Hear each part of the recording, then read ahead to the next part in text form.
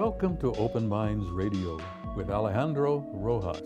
Open Minds Radio is your UFO news authority, presenting evidence and the latest news regarding the UFO phenomenon. Here's your host, Alejandro Rojas. Hello and welcome, my friends, to Open Minds Radio. This is Alejandro Rojas, your host for this wonderful show, Open Minds Radio, which I already said. Rob said that too. Bobby. We have an awesome show today. I'm really excited about it because we have some Norwegian fellows. Yes, we were able to contact them all the way back in their homeland and get a hold of them. This is Truls and Terje, actually, because that's what they go by for us English speakers who can't say their real names properly, and it is a little difficult. Although they had problems with my name, so it went both ways. But the Toftenese, and they're New Pardigm Films. They've made several UFO-related films, the latest one being The Day Before Disclosure. That's the one we've talked about because it won the People's Choice Award at the International UFO Congress at the EBE Award. So they took one of those cool EBE statuettes with them home. So we're really happy that they won. One thing that's exciting about this film in particular is that they put it online for free. So many of our listeners, or at least a few of you, have probably already seen this online for free. And I thought that was an incredible and super cool thing for them to do because, you know, people are always complaining about being able to get content for free, although it's not free to put the content up in the first place. So it did cost them a lot. And we talk about that on the show. So that's really cool. I was really happy for that reason to see these guys win. Plus, it's a great show. So it's New Paradigm's film. NewParadigmFilms.no is their website, and we'll talk more about that later. There's some really great guys, and it's a really interesting conversation. Also, I want to thank Big JD, his You Talking to Me show from Detroit. He's on CJAM 99.1. Did an interview with him earlier today. You can look him up, Big JD, and listen to that interview. We talked about all kinds of UFO stuff for half an hour. It was a lot of fun. Really cool, nice guy, and I want to thank him for having us on. We talked about a lot of the latest news. There's someone else who likes to talk a lot about the latest news, and that is a gentleman by the name of Jason McClellan, who works here for Open Minds. We always put UFO headlines up on the website to keep you up to date, and Jason comes here every week to update us on the latest, and he is here again. Jason, how are you, buddy? I'm great, Alejandro. I'm Big JM, and I like to talk about the news. All right, Big JM. Is that your new radio name? It's not, but in honor of Big JD, our new friend, I thought I'd throw out the Big JM, but I'll leave the big to him. Anyway, let's get into the news, my friend, because I love talking about the news. This is your Open Minds News Brief for Monday, April 11th, 2011. The FBI unveiled The Vault, a new electronic reading room on their website last week. The Vault currently contains more than 2,000 digitized documents that are available for public browsing, and some of these files contain references to UFOs. One document that is getting attention from the media is a March 22, 1950 memo from Guy Hoddle, a special agent in charge of the FBI's Washington field office, concerning flying saucers that was sent to the FBI's director. As Fox News recently explained, the memo states, an investigator for the Air Force stated that 3 so-called flying saucers had been recovered in New Mexico. They were described as being circular in shape with raised centers approximately 50 feet in diameter. Each one was occupied by 3 bodies of human shape, but only 3 feet tall, dressed in metallic cloth of a very fine texture. While this memo simply shows Hoddle relaying details provided by a third party, it is still noteworthy that such details are presented in an FBI memo. Another UFO file contained in the FBI's documents relates to a UFO that exploded over Utah in 1949. The Daily Mail details the FBI cable that describes how an Army guard, a policeman, and a highway patrolman, who were all miles apart, each saw a UFO which they said exploded over mountains near Logan, north of Salt Lake City.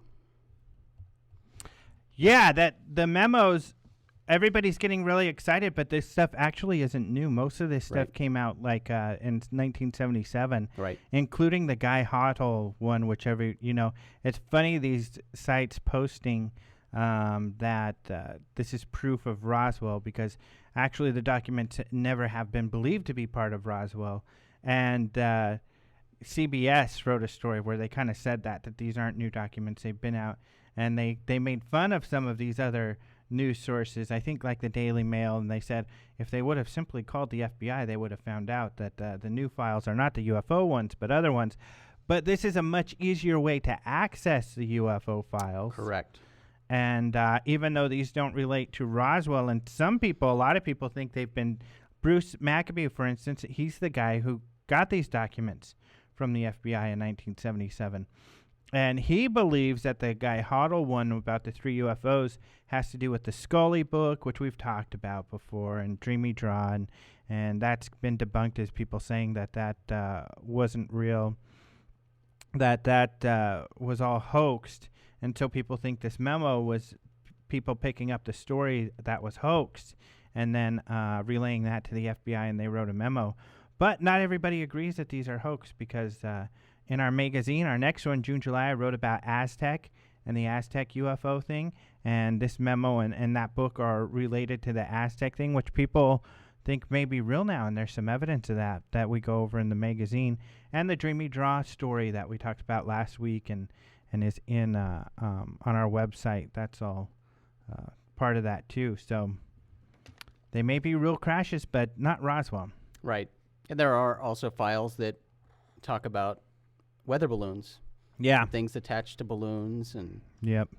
But this new vault that the FBI put up is a cool way to access to search through files. It's just like browsing on the web. You type in a keyword and up come the files, and you can sift through those and read all sorts of blacked out things and have fun doing it. But it is interesting that they put it up, and it's also interesting to see how just quickly things can spiral out of control with people saying, oh, proof that Roswell happened. Yeah, and it's unfortunate because, there's a lot of better stuff out there. There's better evidence and stuff like that out there. Right. And, like you said, there's some good stuff in these files that people could pay attention to that is more interesting. Absolutely. I'm still sifting through it myself, but there's some good stuff in there. Yeah, and there's like their cattle mutilation Right. investigation, which a lot like other investigations where they conclude that it was probably predators. But if you look at the details of the cases they investigated, that doesn't seem to be the case at all. Yeah.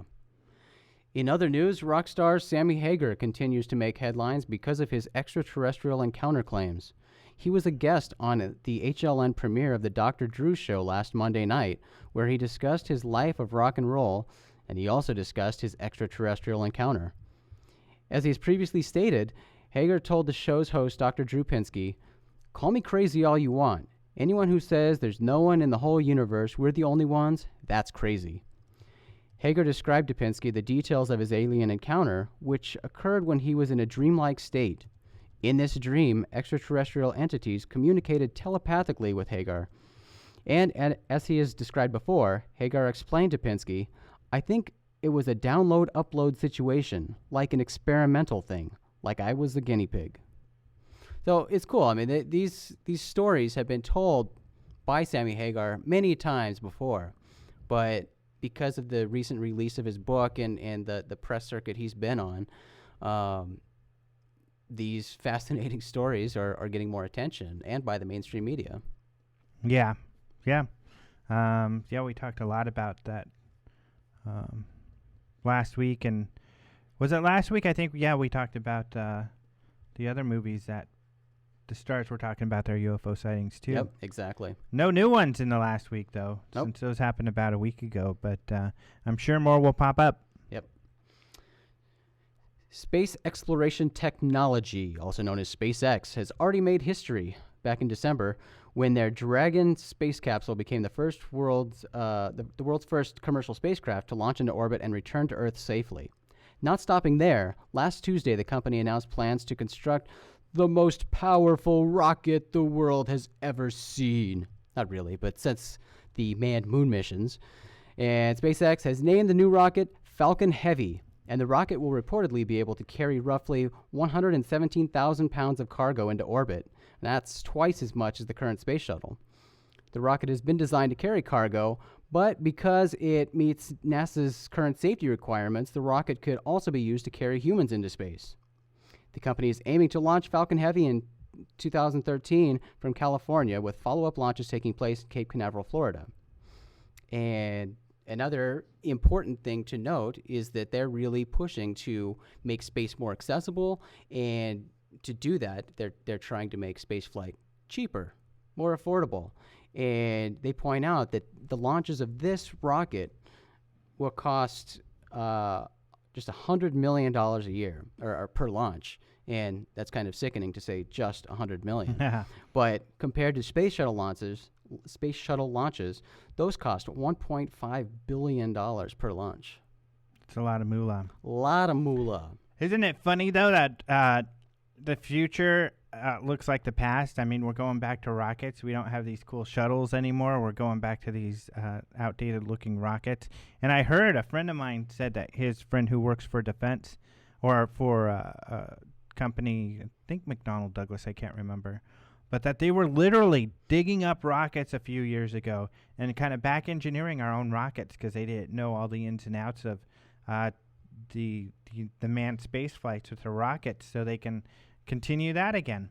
Well, right. I mean, this points it out. It's kind of ridiculous, but this is 2011, and these guys are going to build the most powerful rocket, but the most powerful rocket since the moon missions. Yeah. And how long ago were those? That was quite some time ago. But this is what our cutting edge technology is doing right now, is something that has already been done. So yeah, isn't it funny that I don't know, I guess when in science fiction, when people are thinking about the future, they're never thinking about budget limitations. Oh, no. That never comes up. It's, the future is, the space flight is so incredible and everything because, we've got the technology and the know-how. If we had unlimited budgets, in programs like this, I think we would be already at Mars and have some incredible. We could have the space stations of 2001. Those movies created those things because the technology and the know-how was something that they had back then.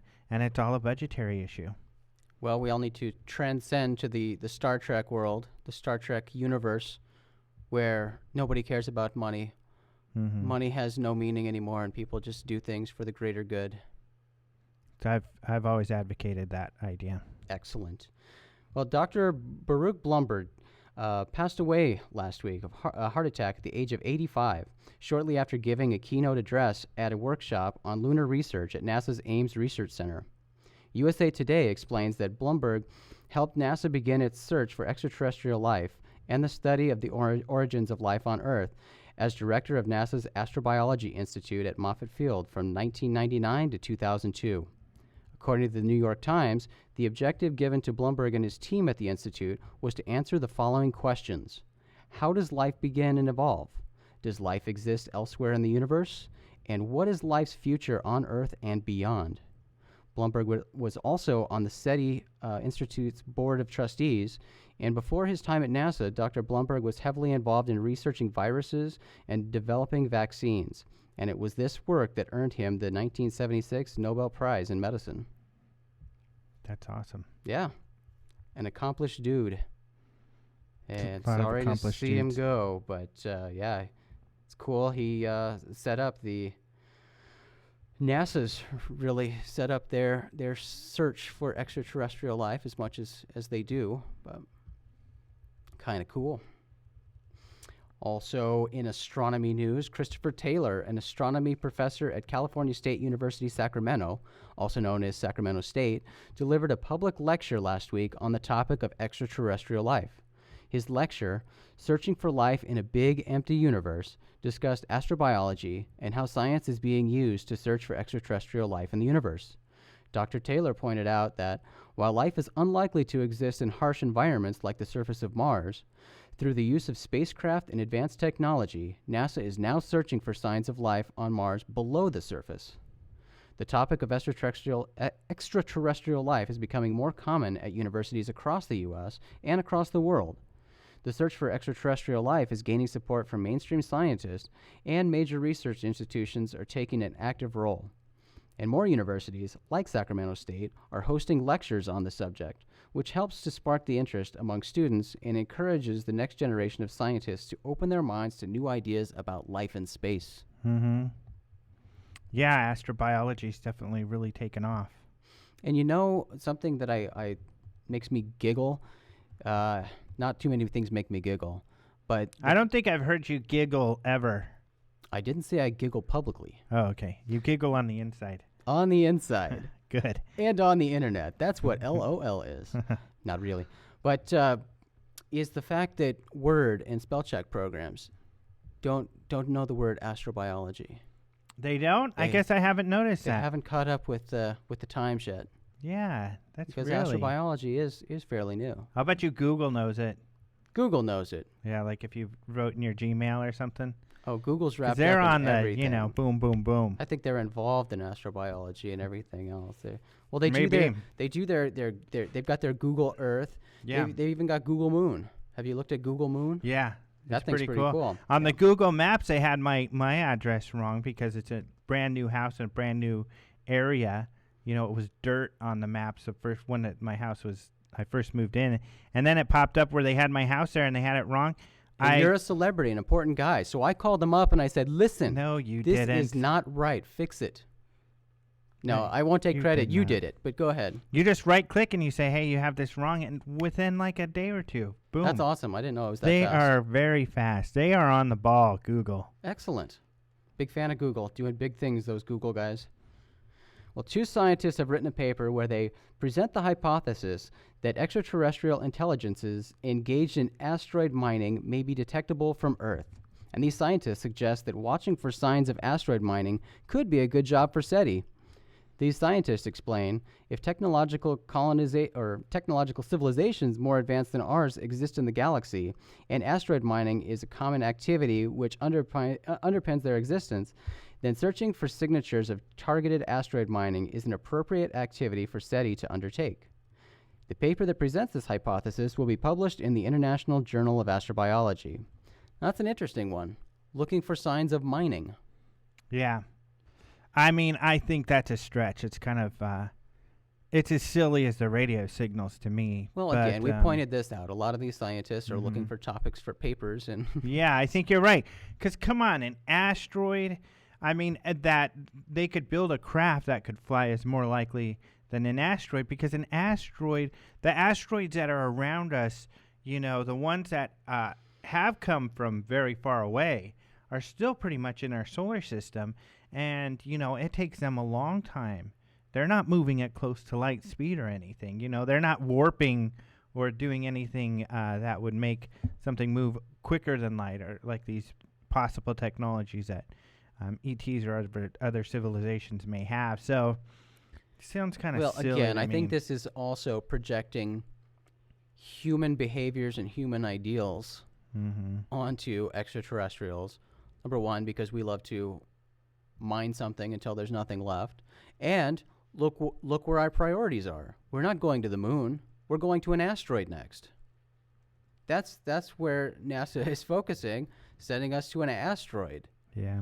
So I guess that's what we want to do, is mine an asteroid, but... You, not me. Well, I don't want to. I'm using the collective we, but...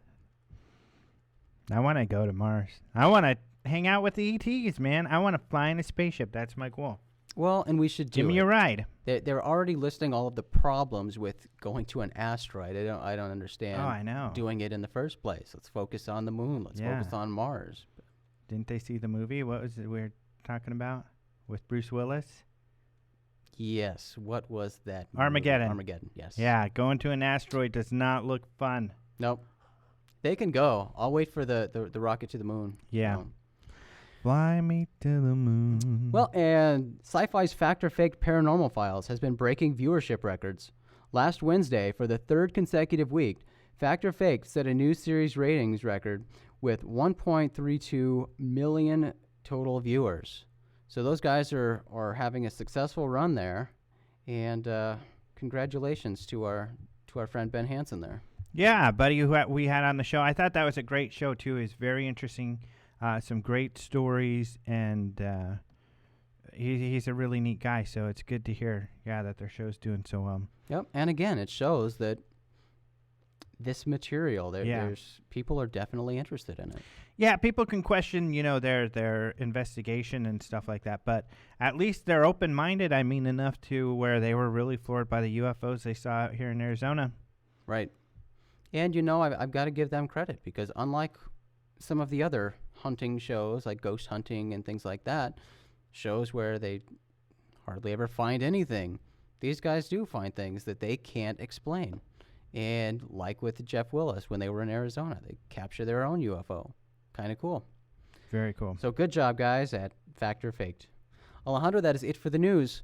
Be sure to check out these stories and more at openminds.tv, your source for UFO-related news. I'm Jason McClellan, your Open Minds news correspondent, and you've been briefed. Back to you, Alejandro. All right. Thank you, Jason. A couple of stories that we have on the web.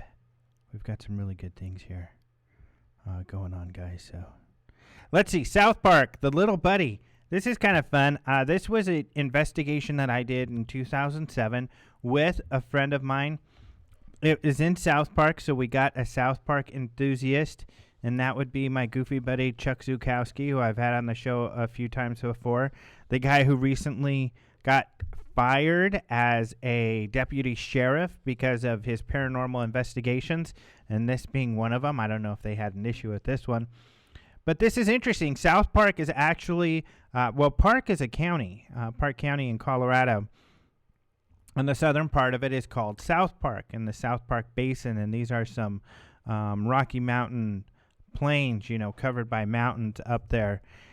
And there's talk of UFOs out there. A buddy of mine told me that, hey, there's a store that even sells T-shirts and paraphernalia with this little buddy UFO and these aliens and UFO T-shirts because they have so many sightings out there.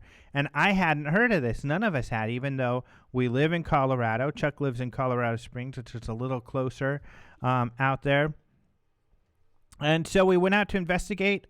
We called up the lady at the store. We asked her if she wouldn't mind. Very nice lady, Susie Jones. And we asked her if she could have some of the witnesses meet us there at the store. And they did. So we went and we interviewed some people. We videotaped some interviews. In fact, somewhere online. I used to have it on Google. I was talking so great about Google, but this is something that's kind of bad. They screwed up my video and it's not online anymore. But we videotaped these interviews, and all of these people were seeing these UFOs.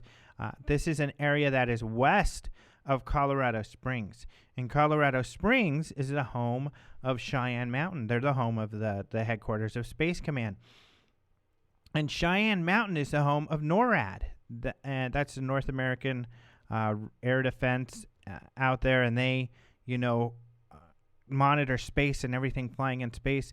And according to these people, they were seeing UFOs in that area, and they would watch these things kind of move and dart off, and very interesting sightings. So that night, actually, we did kind of a sky watch and tried to video some UFOs. Unfortunately, we didn't get any, but kind of an interesting story out there in South Park. And this is the area that the South Park cartoon is based off of, because there's actually an old town area of Fairplay, and Fairplay is the biggest town, which isn't that big of a town. It's a ski town, a mountain town with mountain lodges and stuff, real nice. And in this town, they have a remake of an 1880s town. It's incredible, really detailed, of this old mountain kind of ghost town. And they call this town South Park. And throughout Fairplay, they do have some trinket stores and stuff like that where you can buy South Park,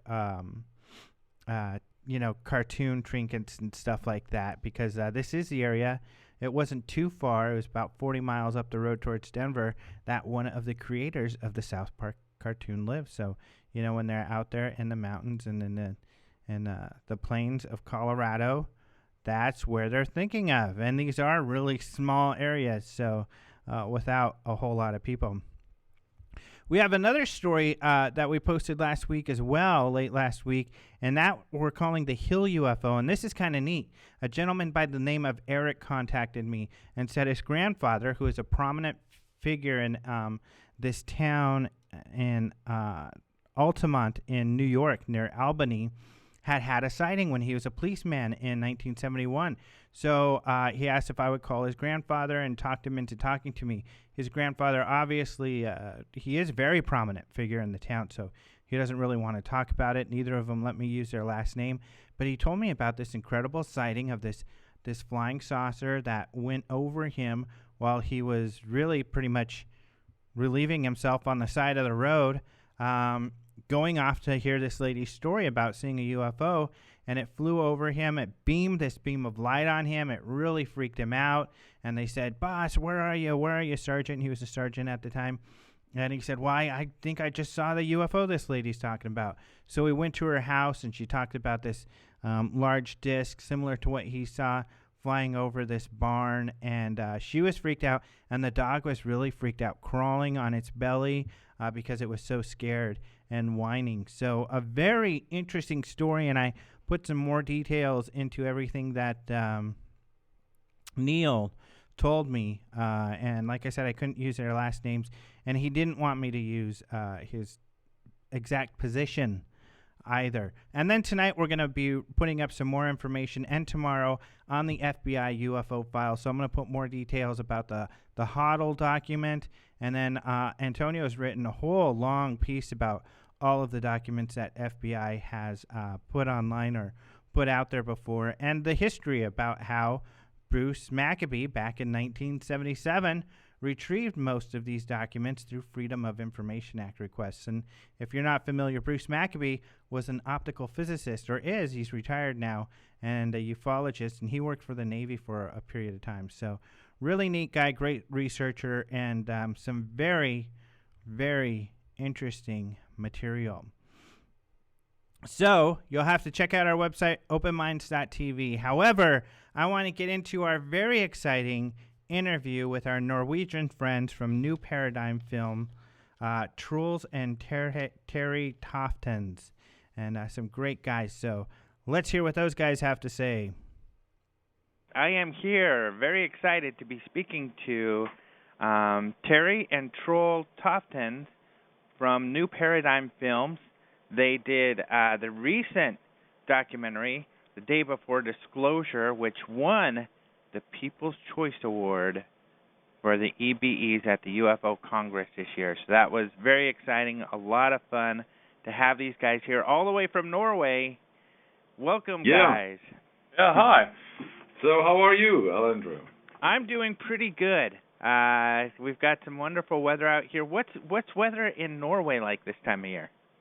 Well, actually, the snow has started melting now, so good.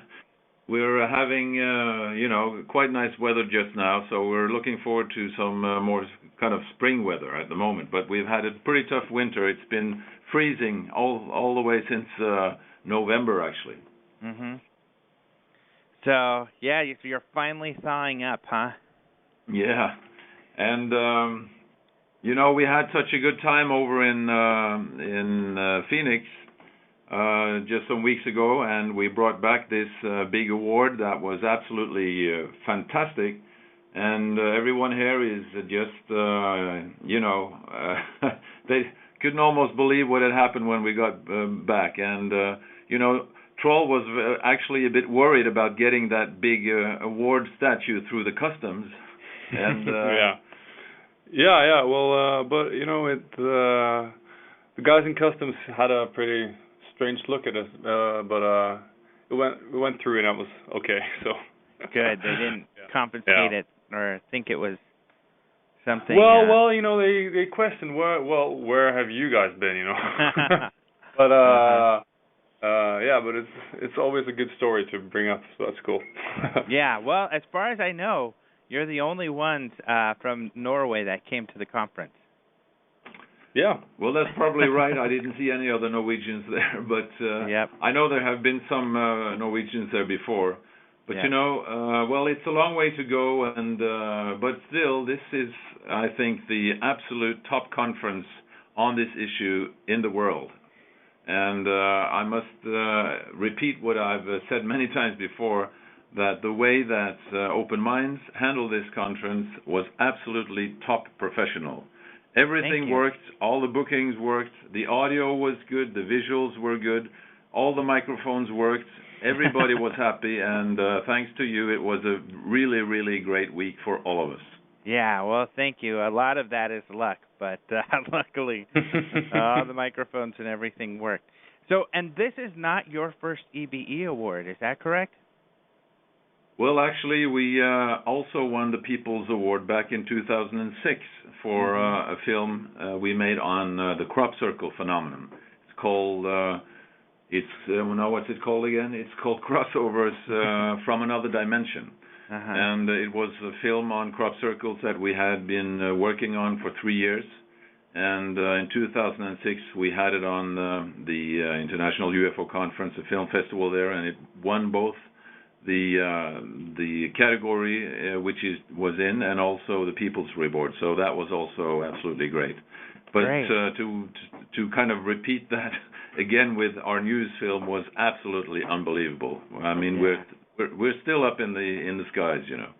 Great. Well, that's great. It's a great film, and I think it's absolutely amazing and wonderful that you guys were able to provide that film or make that film available for free for people. I think that just is a testament to how serious you guys are about getting the word out.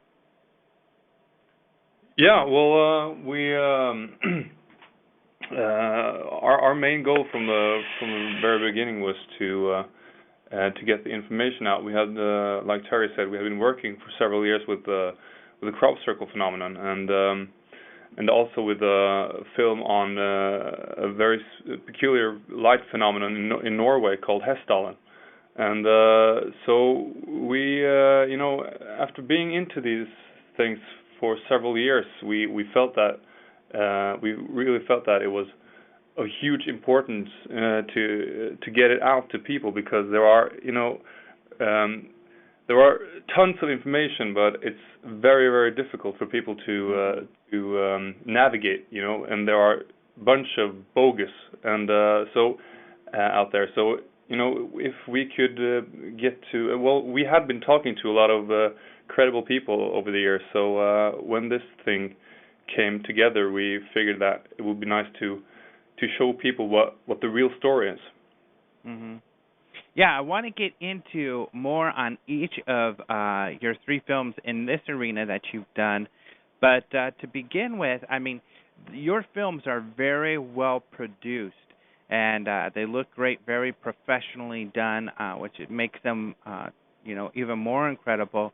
But this is not your focus as far as production goes. Is that correct? This is kind of one of your side things. You actually do more conventional type of work. Well, I myself have been working for 25 years as a professional filmmaker, but mostly for doing corporate films. I have my background from the Norwegian Broadcasting Corporation, and 25 years ago I started doing things on my own for the Norwegian corporations, especially for the oil industry in Norway, which is very big, and also the shipping industry. And so I have been concentrating on promotional films and educational films for the last 25 years. But this urge to do films on topics that really have engaged me and also Troll over the past years has been there all the time, and we were just waiting for an opportunity to start a kind of an alternative type of business, or, well, not business, but more kind of a activity to try to use the skills that we had gained over the years by doing educational films and promotional films to do films that could promote and educate people on these issues, because we felt that there was actually a need to get more information out. And of course, there are a lot of films on these topics, and with all respect, many of them are very good. But we wanted to try to make it our way and to interview people that we felt had the best stories and were the most credible people. So we spent 3 or almost 4 years traveling around on conferences, visiting people in their homes, both here in Europe and also a lot of people in the U.S. And I think we did something like almost 50 or 60 interviews in total, and about 40 of them appear in the film. So it was an enormous amount of work, a lot of time, and of course a lot of expenses, which we covered mostly ourselves. We had also one of our corporate clients who was very interested in these topics. He helped us a bit with financing some of our travels, but mostly it's financed by ourselves and the money that we could make on our the more kind of main stuff work that we do. Now, were you hesitant to start to get into kind of these produce these paranormal pieces because you work with these corporations? Were you worried that they would kind of look badly on this and that you might lose business? Well, you got a point there, of course. That's why we have actually created a separate company for our paranormal films called New Pardigm Films. New Pardigm Films, and the company that where we do our corporate stuff is called Toftenese Multivision. Multivision because we back in the 80s also worked with multi-image systems, a lot of slide projectors and all that stuff.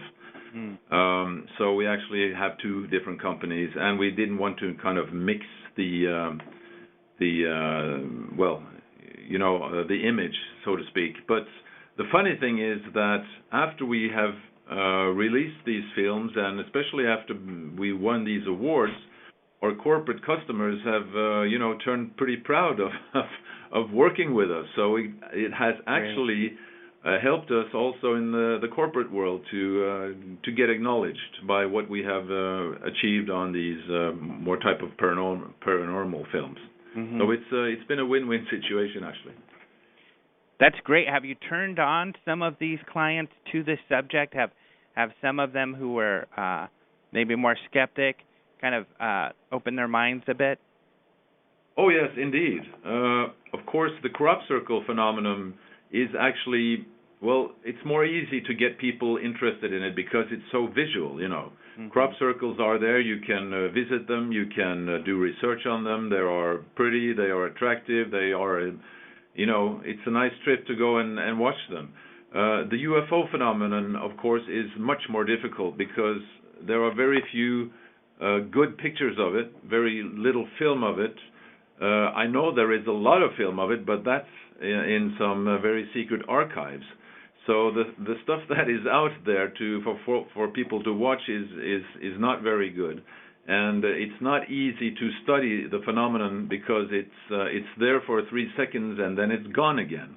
And if you want to study it properly, you have to have a lot of equipment like radar, low frequency radio, and very advanced photography equipment, which the military, of course, are very privileged to have, but among normal people don't have that kind of stuff. So it's hard to study, and that's why it's also hard to convey the message, because you have to actually tell stories about what people have seen and get people to tell their own stories. And that's the most convincing, that's the closest you can get to, to convince people, is to have people tell what they have experienced themselves. So it's a bit harder to convince people about the UFO situation because all the information is not very accessible. Right. How about Norway in general? How are people? Are they more skeptical, you think, than people here in the U.S. Or people in other countries? Well, the Norwegian people are actually quite open to, these type of subjects, because I don't know. It seems to be a kind of a new trend that, like 20 years back, when I was also very interested in UFOs, all my friends laughed at me, and I didn't really like to mention it to my colleagues at work and all that. But now it seems to be, people are more interested, and I think it's because it has been exposed very much on TV. I mean, Steven Spielberg has done a fabulous job in getting people interested in these topics, even though his films are science fiction and all that.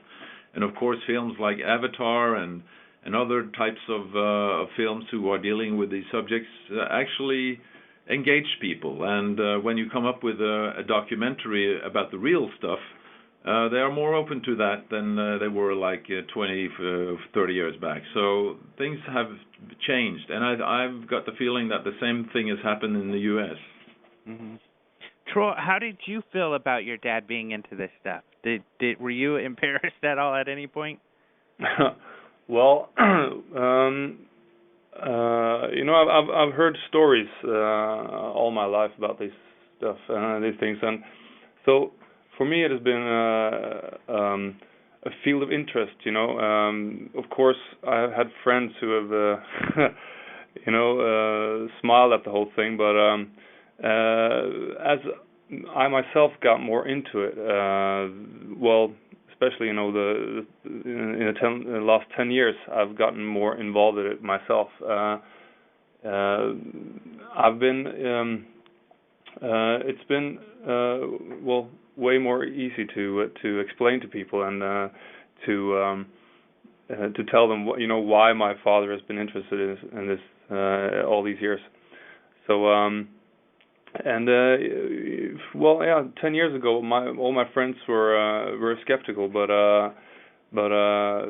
as I have done research together with my father and talked to people and brought interviews back home, most of my friends and the people I'm surrounded with are getting pretty much convinced. Mm-hmm. For you, Troll, what was maybe the most convincing thing when it came to UFOs? What really opened your eyes, or really early on, maybe as something that left an impression to you that made you feel like, wow, this phenomenon really is the real thing? As I said, I'd heard stories, and I was, pretty familiar with the whole concept of there being life outside of, out there in the universe. But for me, on a personal level, it was our first trip to Great Britain and to Wiltshire, where the masses of the crop circles are. So back in 2003, and we went there to we'd heard about it, and we went there just to primarily check it out. But our first night inside a crop circle, really changed a lot of things, because suddenly this whole paranormal realm was suddenly something real, and I felt, and later we've come to understand that, there are probably a lot of crop circles that are made by people, but still there is so much evidence and on the phenomenon being real. So for me, standing inside a crop circle for the first time was really a kind of physical evidence that, science and the establishment hasn't got all the answers, because if I showed this to any scientist, they would simply laugh and shove it away. But right there and then, I experienced something that was kind of outside the box. So for me, the whole thing kind of kick-started with the crop circles, and then we've talking to people who have had experiences, talking to people that have claimed to have been abducted and explaining and in detail, what has happened to them, leaves a huge impression. One thing is to see it, on TV, or through a documentary, but to talk to people one-on-one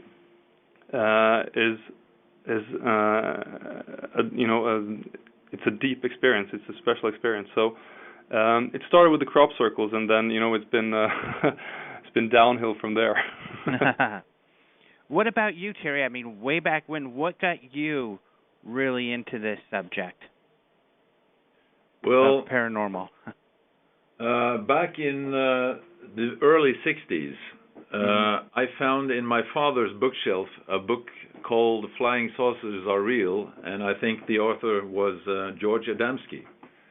And I was like 12 years old, and from that moment I was hooked, I thought that book was so extremely exciting that I decided there and then that I wanted to investigate myself to find out what this was all about. And all over the years I've been following the phenomenon. I've been reading a lot of books. I've been to some conferences here and there, and some years back I decided that I would try to make a documentary about the whole situation. But the thing that really kicked in for me was when I went to this small valley in Hessdalen, up in North Norway. It's a very remote valley where there have been a lot of UFO observations over the past 25 years. And I went there to do a documentary on that particular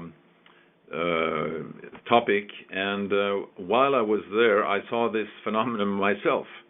And when you see things yourself, seeing is believing. And after that moment, I was absolutely confident that there is a situation here that is much, much larger than anyone can imagine.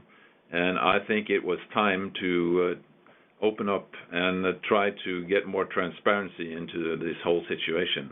And that's what really has been the drive, or the propeller, or what you call it in English, behind all this work that we have done, because we feel that, humans are grown up now, and we are actually mature enough to face the truth. What is going on our planet, and what is going on around our planet.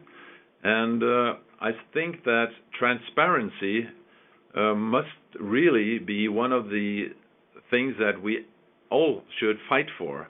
Okay, now we have had this internet revolution, which has made it possible to convey information and to pick up information about almost everything. Just look how the Arab world now is having this big revolt that was started because of the internet, and look what WikiLeaks have started in making things transparent. And now I think it's time that this subject too should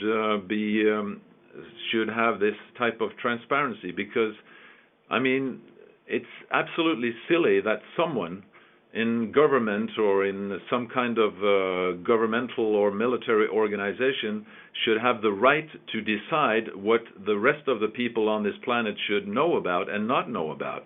Who gave them the right to do that?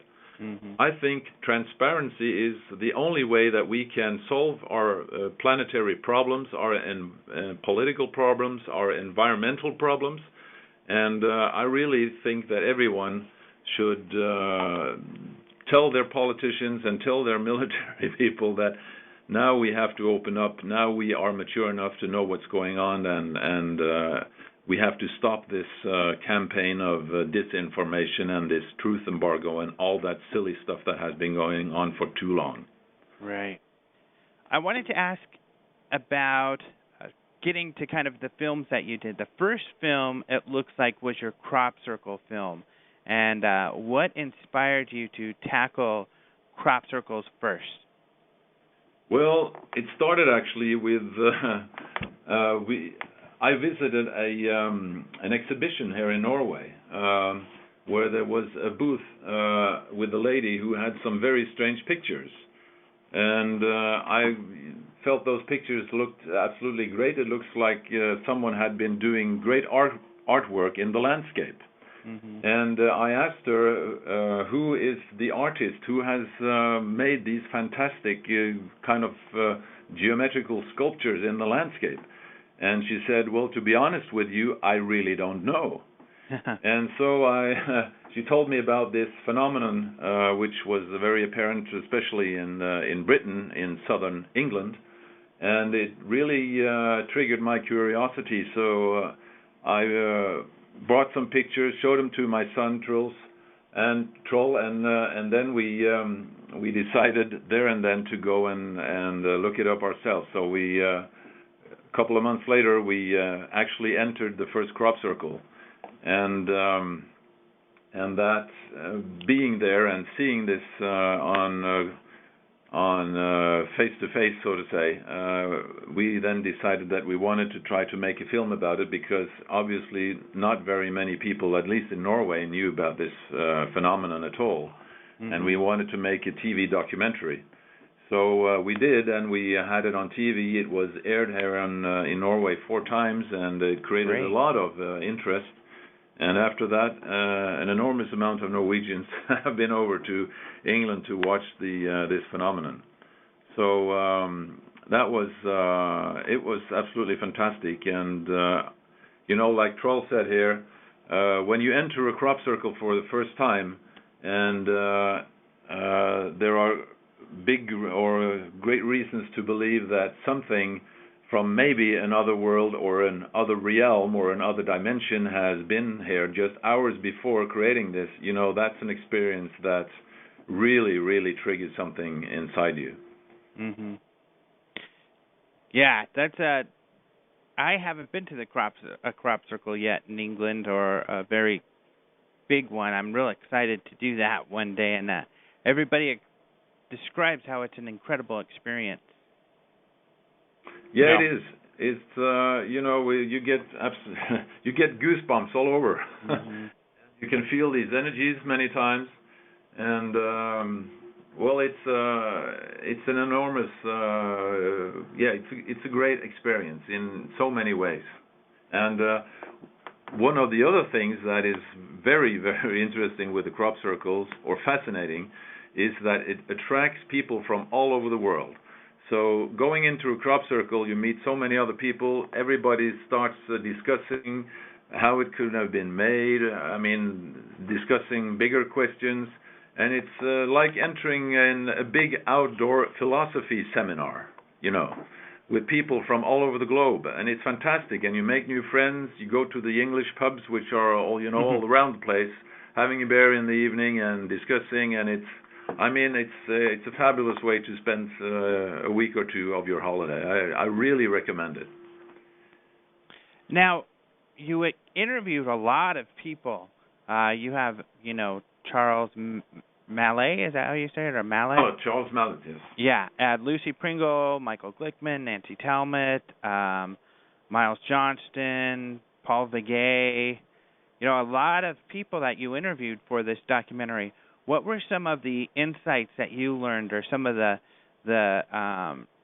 highlights that for you during these interviews and research? Well, there actually are 2 sides to this phenomenon. One is the kind of the physical side, which you can invest using typical scientific investigation methods, like how is the crop laid down. You can measure the magnetic fields. You can measure how or see how the stalks are bent, the blown nodes, a lot of kind of physical stuff that you can investigate. And from that type of investigation, you can kind of get an idea of how this actually has been made. And in very many cases, the conclusion is quite clear that it would be absolutely impossible for people to do this kind of work in a very short time frame in the dark without any lights. And you know, in the crop fields in England, in this particular area where there are many of them, there are people sitting with night goggles on every single hilltop during night to see if they can catch anything or see anything. So if you were to make or to do this, you know, with handcrafts, you had to use it's pitch dark. You can't see a thing. And if you're trying to make a very, very complicated geometric design without leaving any footprint or without doing any error, it's incredible to see how that actually can be done with people watching you with night goggles, you know. So it's that's the physical side of it, which can be investigated and which is very interesting. And there are a lot of very clever people who do these types of investigations. Nancy Talbot has been doing a lot of it with Dr. Levingood, have been taking analyses of soil samples, analyses of the crop itself, and the results that they have come forward with are actually quite mind-blowing. And then you have this other, more kind of semi or physical side, or you know, the things that kind of are more appeals to your feelings and your intuition. And people have very strange types of experiences when they enter crop circles. To some people, they actually get sick. And other people have these most wonderful revelations of, godlike things that they experience. Many people do meditations, and they feel that entering a crop circle is just like entering in a holy ground or a church or whatever. So it has so many different sides to it that are very, very fascinating. So, as I said, I really can recommend visiting the crop circles. It's absolutely fabulous. Now, your second film was Hessdalen, and that is really interesting to me because, as you talk about in this film, it's an ongoing type of thing, and people can kind of go out there like you and witness phenomena. What is it that you saw, and what is it that people see? Well, Hessdalen is, to put it this way, in 1983, J. Allen Hynek, which everyone in the UFO fields knows about, he was, the official investigator for, I think, the U.S. government on these topics for a very long time. He was there to look at this phenomenon, and he said that he made a statement afterwards. He said that Hessdalen is actually the world's very only UFO laboratory, because here you can study the phenomenon because it appears almost all the time.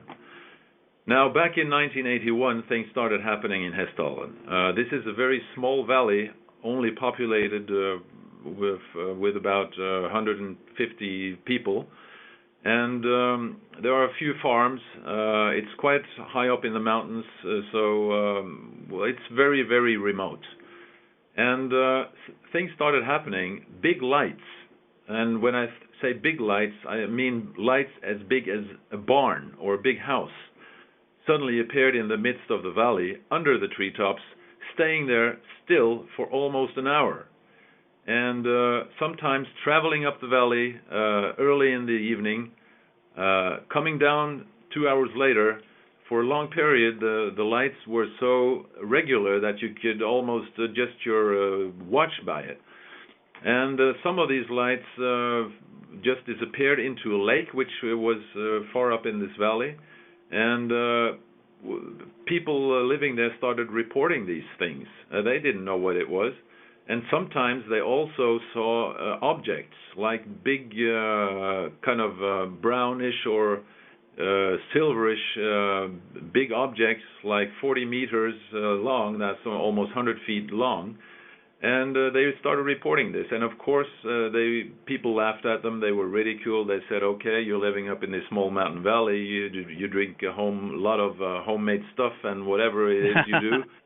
And but after a while, the media got attracted, and also the military were attracted by this, and also the Norwegian Official Broadcasting Corporation was attracted, and suddenly people came from all over the place to see this, and they saw it.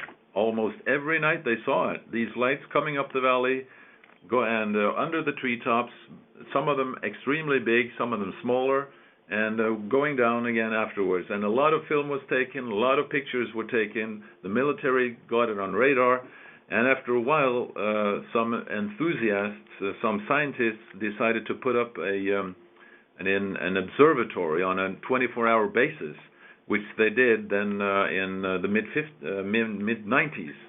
And they started recording a lot of stuff, both on radar, on low-frequency radio, on video, and on pictures. They distributed this on the Internet, and this phenomenon got known all over the world.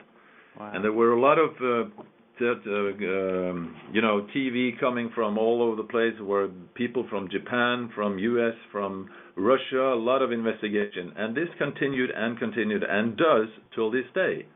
Now we have 3 permanent observatories in the valley, one Norwegian, one French, and one Italian. The French and Italian are financed by the governments in those countries. The Norwegian is financed by university. And they record this strange phenomenon all the time.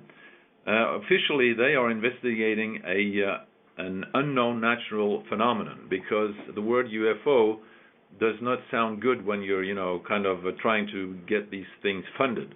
Right. So they are researching an unknown natural phenomenon, but they have recorded enormous amounts of data, and there have been a lot of conferences up there, people coming from all over the place. And it's still a big question what this really is, but the observations are enormous, and I just can't believe why this is not more known in the general media. So we did a documentary on it 2 years back, and it's also in English, and it's been pretty well received all over the place, and it documents this pretty good. We have a lot of footage from this phenomenon. Do these things look solid, or are they just? Do they seem to be just light? Both, yeah. Sometimes it's solid objects seen in daytime, and especially the people living up there have seen it over and over and over again. These big objects. One woman described it like a big piece of brown bread, 100 feet long, with the lights in both ends, traveling absolutely silently right over the treetops. Another local guy we talked to, he talked about them as the planes without wings. They were big as passenger planes, but with no windows and no wings. And so objects have been seen, many types of typical UFO, like cigar shapes, like looking like saucers, and all that kind of stuff. But also very many kind of light objects, big ones, big as houses, and also very many objects more like soccer balls sizes. And what I saw personally was I was sitting on one of these mountaintops. It was 1 o'clock in the morning, absolutely pitch dark. I could see the stars. It had just snowed a lot, but it had stopped snowing, so the sky was clear. And suddenly, it was just like someone fired a big flash from a photo flash right above my head. And I looked up, and there were 2 very big, clear light sources, or balls of light, or whatever. But because the sky was dark, it was impossible to figure out how far away they were or how big they were. But they were, with some distance, I could see stars between them, but they were traveling like they were connected.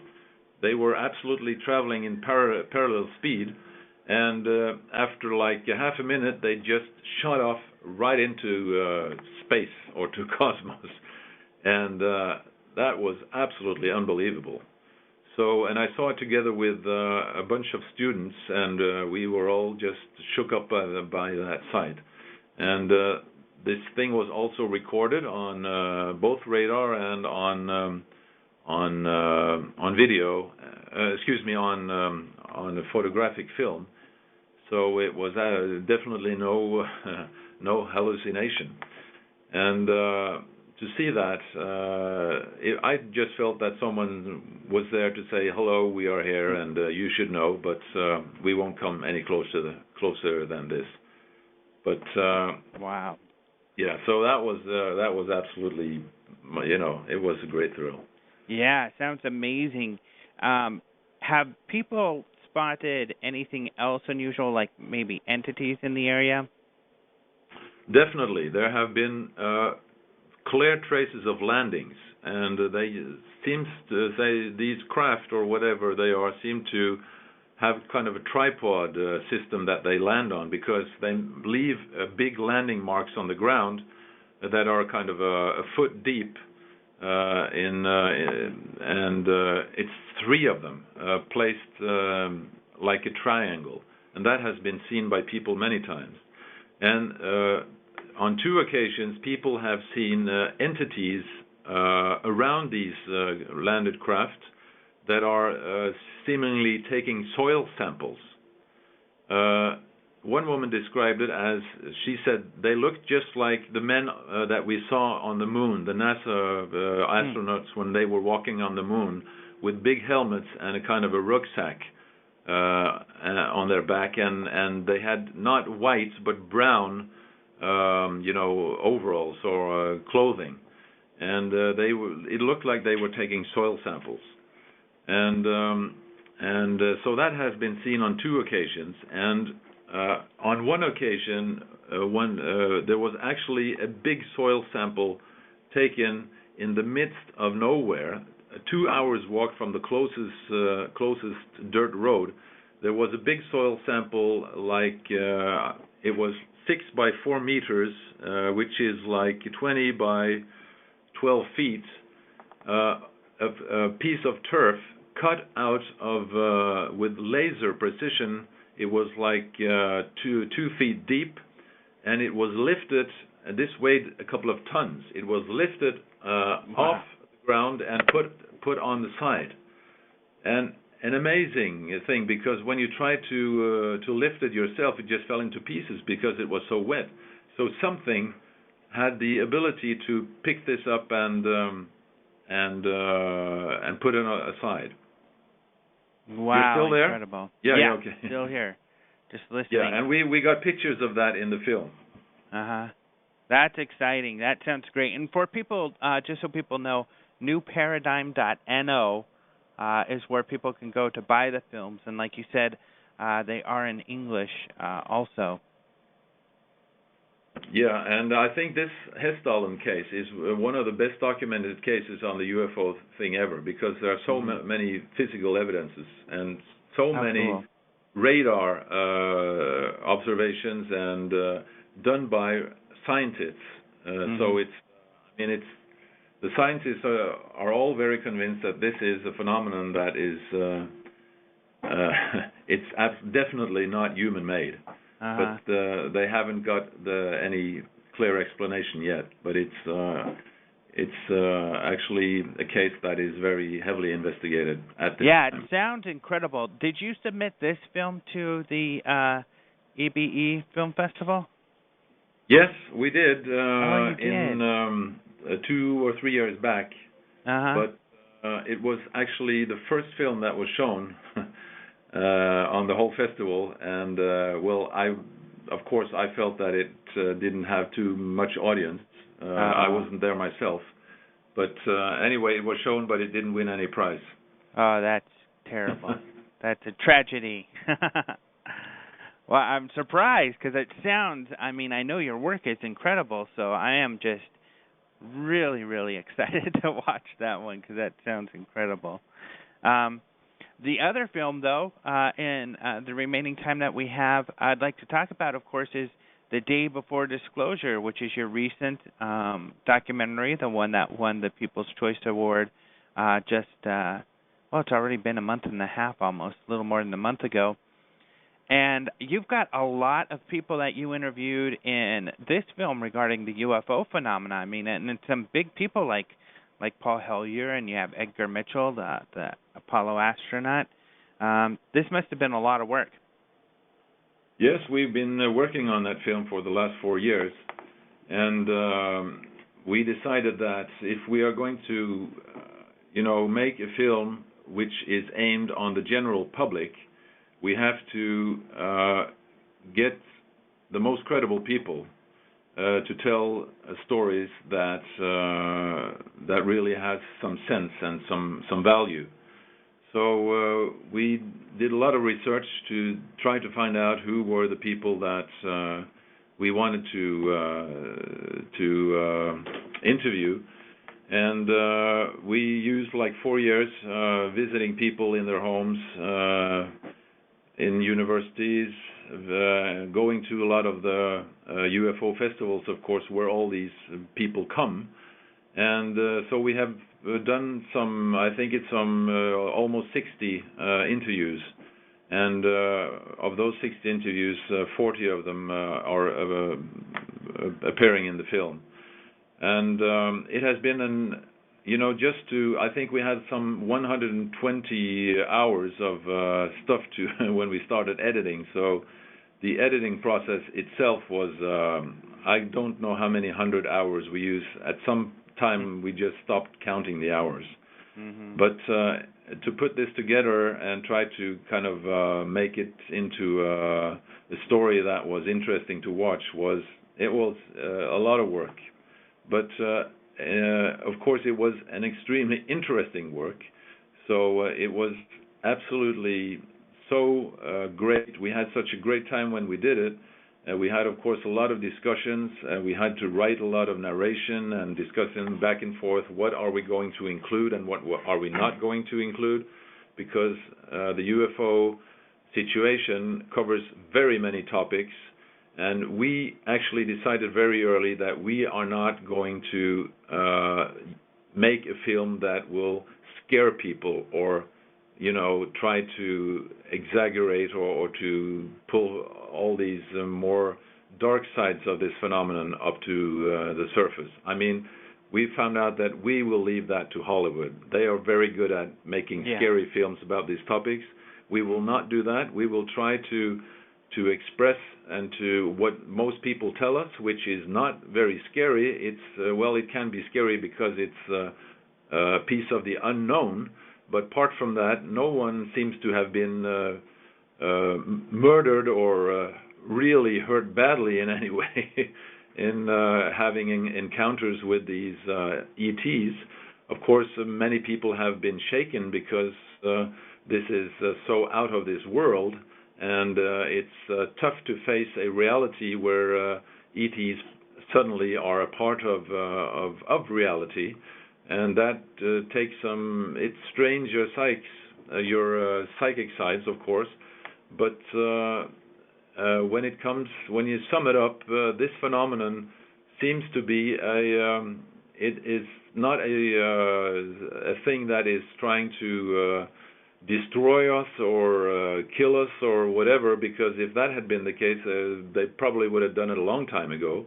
It seems to me that someone or many different civilizations or actors or whatever out there, they are studying us. We are obviously very interesting as an object for study. And what we also discovered that what they are studying is many of these ETs are emotional sides. Many of the abductees, which count, their numbers are by thousands, but we have interviewed many of those, and they seem to have been part of a kind of a program where they study humans for different reasons, and the emotional side of human beings seems to be one of the absolutely most interesting things. Which is part of this seemingly program that's going on, ET studying humans. And the work to try to figure out what to bring into the film was hard because you have things like cattle mutilations, you have, which is seemingly very bad, of course, is nothing compared to what we do to our laboratory animals, but still it seems a nasty thing. We didn't want to take that into the film because we wanted to make a film that could present this to people who have not been into the UFO subject in the first place. And if you then, so we did not include all the things that are kind of more advanced or you know, takes some. If you actually want to study things like animal mutilations, you have to have studied the whole topic for a while, you know, to get used to it. As a, you know, first-hand information, we left that out. We decided that, and we also left out much of the stuff about the abductions, which we will have saved for probably a later production. So we wanted to present the situation about the whole topic being, you know, on this truth embargo thing, that there is a reality that has been kept from the public, and that was, you know, our main thing, to get that out, that there is a reality there that is very real, and it's time that people should know about it, and we should open up and try to be more transparent, because as I said, we are, as a population now on this planet, we are mature enough to face the truth about our place in the cosmos, and that we are part of a much larger reality. So that is what we wanted to bring out with this film. Now, one of the things you mentioned is in the film you even talk about the children, and, you know, will future generations see us? This generation is kind of silly for hiding our head in the sand and not paying attention to this subject. And with the title of the film, The Day Before Disclosure, do you feel that we are on the brink of disclosure? Well, I can comment on that. We had a feeling that there are you know, a huge amount of information surfacing these days, and you know, thanks you know, to the internet, and also because a lot of the people that was involved in these things on the military side and back in the 50s, 60s, and 70s are starting to coming out and telling about it now, you know, as old guys. And so the last 10 years has been a huge it's been a kind of overflow of information on this compared to previous decades. So we kind of, you know, asked ourselves, if this thing actually breaks sometime in the next, you know, months or years or whatever, how will that impact our whole society? And and we figure that it has to be, if this thing breaks, it has to be one of the biggest events in human history. So we kind of posed the question that when the children of, you know, the next century read their their history books in school, right? How will they be presented with the past? And we figured that the UFO phenomenon has to become a pretty big chapter in the history books. So that was kind of the starting point for the whole angle of the film, because right now there is absolutely no information on this in the establishment. But if this thing breaks, then there has to be, people has to relate to it, and people has to talk about it. And so we have a feeling that this thing is coming to this whole secrecy thing is coming to an end. It's, you know, of course, difficult to say if it's going to happen, when it's going to happen, but the amount of information is it's like a flood that can't be held back pretty much longer. So at one point it has to come out, and after that it will be a major topic in world history. Yeah, it's for the exciting to think about. Kids reading their history books Yeah. and having the chapters on UFOs and things like that. And I think what you all are doing is a sort of disclosure by getting some of this information that people don't have access to out to the public. Yeah, well, that was, there are also, a lot of other filmmakers out there, and there are, people having websites, radio shows like yours, and there's, a growing number of people spreading information on these things, and but it's like in any other topic. If it's ever going to surface in the mainstream media and in the main public's attention, there has to be enthusiasts,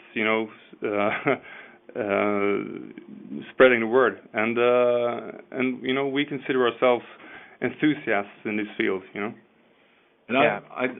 To me, it's like just a tsunami building up, because I think this we are all part of a grassroots movement that is growing bigger and bigger and bigger by every day, and especially I can see it here in Europe. People are getting more and more convinced that these things are real, and especially after many of the European countries have opened up their UFO archives, although they have still closed. They haven't done that with their military archives, of course, but in Britain they have actually released pretty many amazing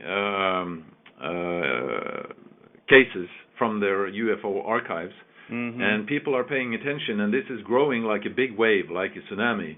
And I have all along felt that this topic is never going to break by some person in government saying, hello, I just want to say that for the last 50 or 60 years we have been keeping a secret here because we didn't feel that you were capable of knowing the truth, but so and so.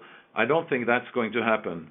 It will not be President Obama or any big official person taking, this to the public, but eventually they will be forced to open up because the pressure will build to be so big that it will be very embarrassing for different types of governments trying to hold this back. And when it breaks, they're going to find all types of excuses why this hasn't been released before, and some of those excuses will be quite plausible, I guess, but there will also be things that will be very hard to be confronted with within governmental systems and many of these military-industrial complexes who have known all the way and try to hold this all back and keep it for themselves.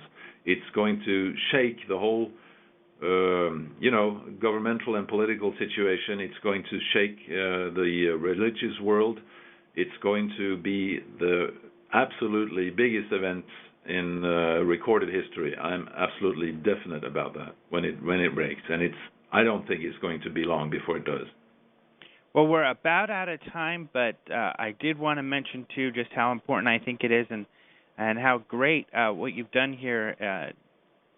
I think it moves us towards this disclosure by, like you said, you put in a lot of time and effort on this thing, and then you were able to put it online for people to view for free, which probably, helped you actually with sales, I think, but still, even more so and more importantly, it helped with people being able to have access to your great film and the necessary information that you put in there. So I think that's just very important and a great service that you provided there. Well, thank you. Thanks. I think, today with the situation on the internet, people actually expect information to be free. I mean, every newspaper has understood that they can't claim money from people who want to read their news sites. They have to put it out for free, or else they will lose their viewers or their public.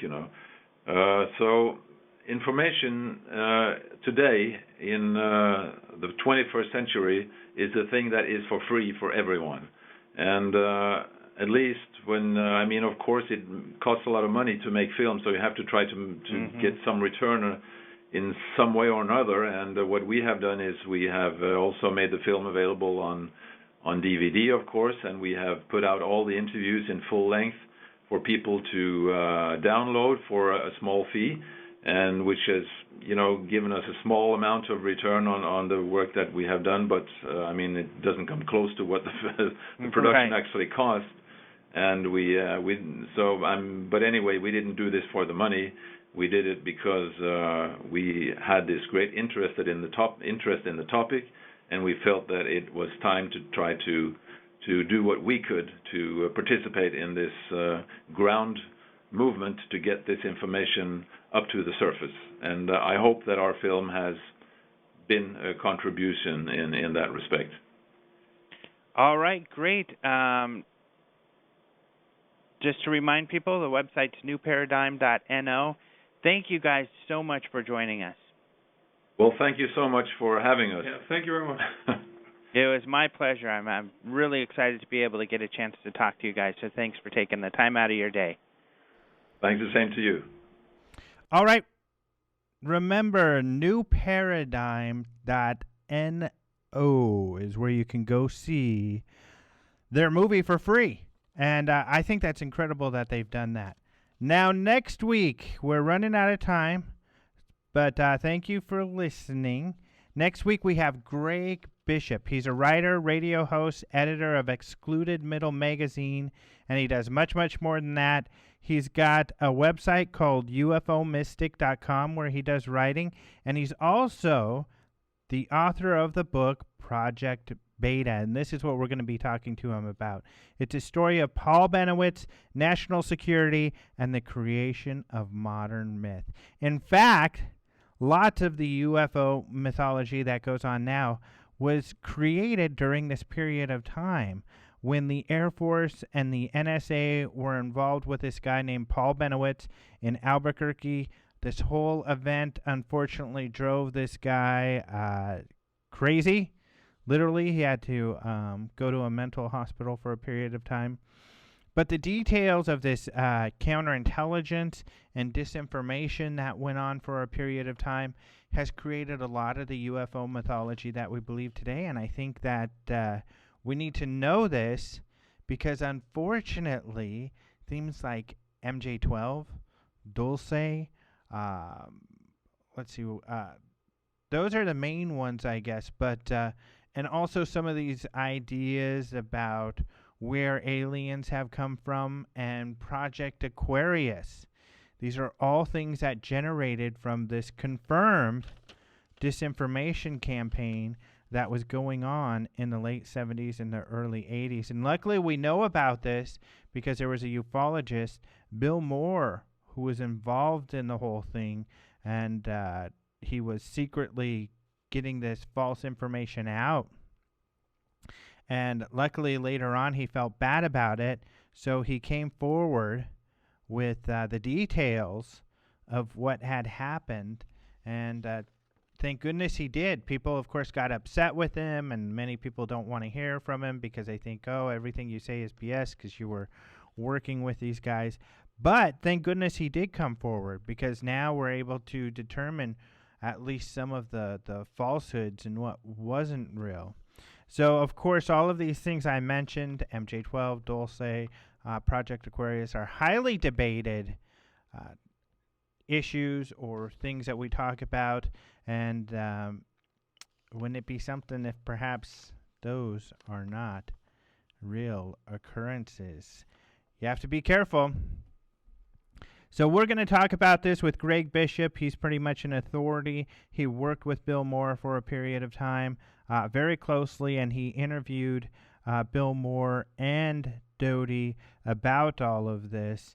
And I've read his book, Project Beta, and as you know, listening to the show, I bring up Doty a lot for these reasons, because some of these stories have a genesis that it's not so credible. So we'll talk to Greg Bishop. I'm really excited about that. Thank you so much for joining us this week. And don't forget to visit openminds.tv for the latest in UFO news. Talk to you next week.